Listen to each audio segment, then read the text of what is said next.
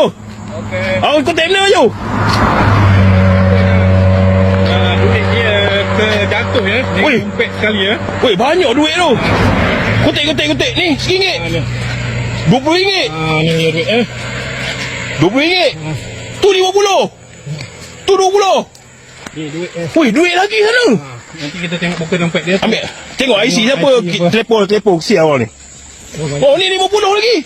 Tengok. Weh, itu RM50 lagi. Jatuh baju. Kutik baju. Ada lagi tak ni? Tak apalah kita. Masuk dalam semua. Jatuh. La ilaha illallah. Duit ni memang nak lari kot.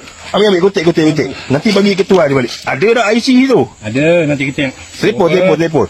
Kita akan telefon dia. Ni lagi duit. Ni ambil. Nah.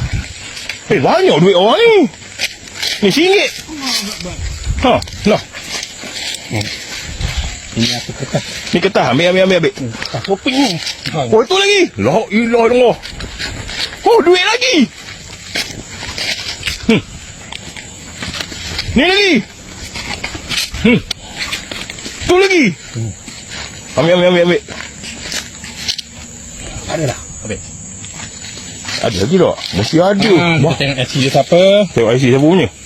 Apa nama? Siapa nama? Tengok. Apa nama? Tengok nama. Nama siapa? Nama dia.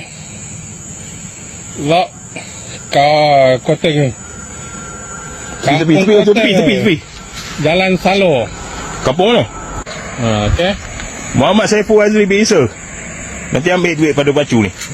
Dompet ni banyak duit RM1,000 ni. Siapa call saya 011-819-8101. Okey, ngam. Oh, ni duit banyak Simpan pacu. Ada lagi ni.